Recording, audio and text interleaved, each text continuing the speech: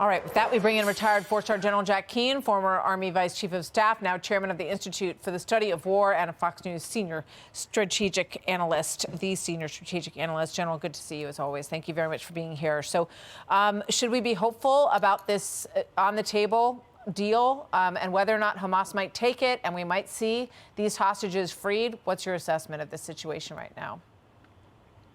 Well, this has been a difficult process, obviously, for months now. I mean, the last time we had a ceasefire and release was in November.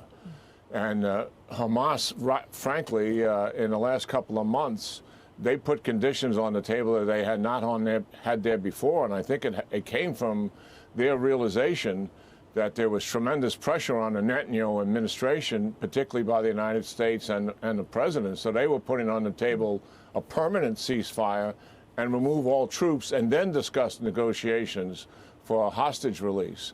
That's not what's on the table now.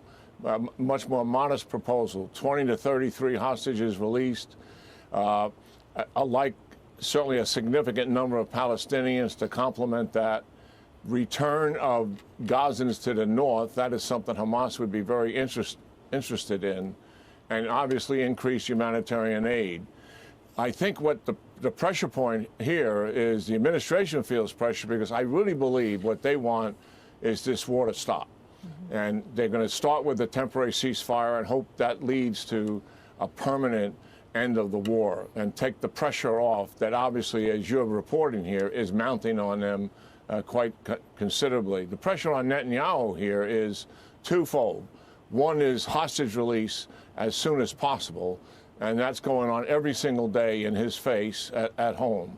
And then the second thing is, and from the far right part of his government, is to make certain that the operation in Rafah is indeed started and completed once the civilians are moved out of there.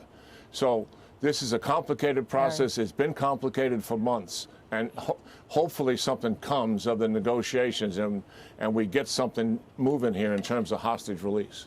Well, you know, you look back to the Vietnam War and the protests that we saw then all over college campuses in the United States, and these things do have an impact. I mean, Lyndon Johnson, you know, under a lot of pressure, he decided not to run for president again in the middle of that very hot situation here. Do you see parallels, and what do you think the impact of these protests might be? Will they make a difference? Well, I think that remains to be seen.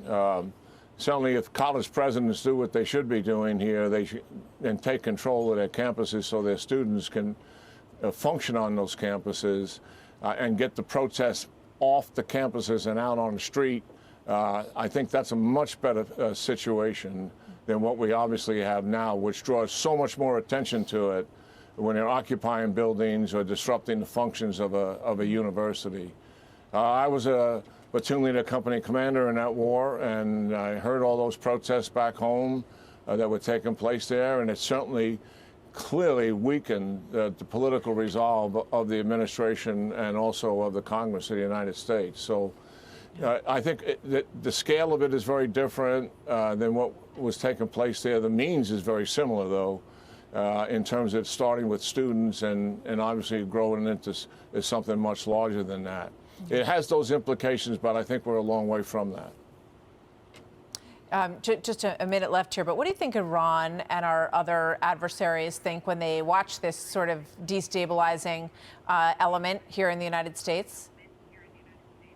Well, they're cheering on the protesters for sure, but recognize full well, and our audience appreciate this, Russia and China exploit every unsatisfactory situation that takes place in the United States, and they do it brilliantly on social media. From George Floyd and everything that took place after that, they're full-time at work here and doing this on the mediums that they can penetrate, and obviously China, TikTok, Russia, using much of social media here to destabilize us, to weaken people's confidence in the government and the institutions of the United States is what they're about. And believe me, Martha, it's full-time work for them. Absolutely. And they don't even, the version of TikTok that is here isn't even available in China.